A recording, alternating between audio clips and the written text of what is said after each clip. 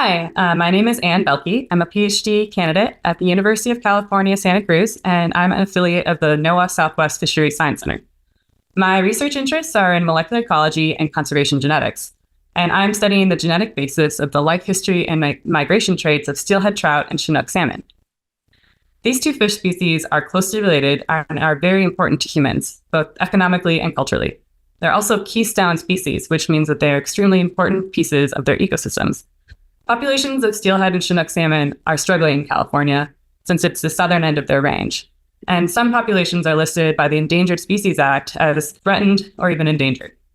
These fish have very similar life cycles. Eggs are laid in freshwater streams, and the young hatch and live in the stream for about a year.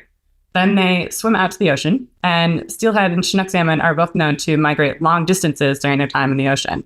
A fish from a California stream might swim all the way up to Washington or even the Gulf of Alaska. And these fish will vary in how long they stay in the ocean, which is a trait that I'm interested in. Then the fish return to freshwater to breed at the same stream where they were born in.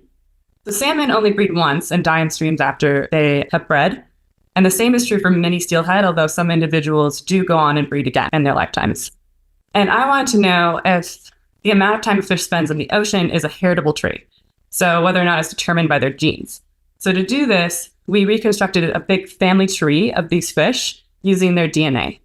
And so I studied the hatchery spawned steelhead from the Russian River in Northern California.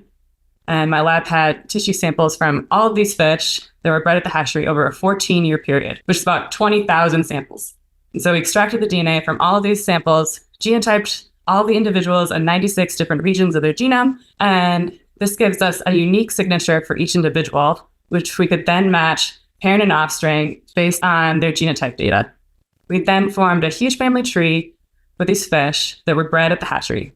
We compared the ages of parents and offspring when they returned to breed, and then calculated the heritability of this trait. And we found that age when a fish returns, or the amount of time that they spend in the ocean, is heritable, and that a large portion of it is determined from their genes. So this is important for hatchery management because the age and size of a fish are correlated. And so the number of eggs a female fish can produce is limited by her body size. So larger females means more eggs.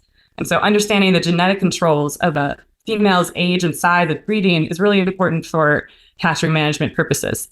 So for this project, I'm going to take it one step further, and I'll perform a genome-wide association study on about 300 of the fish from this study.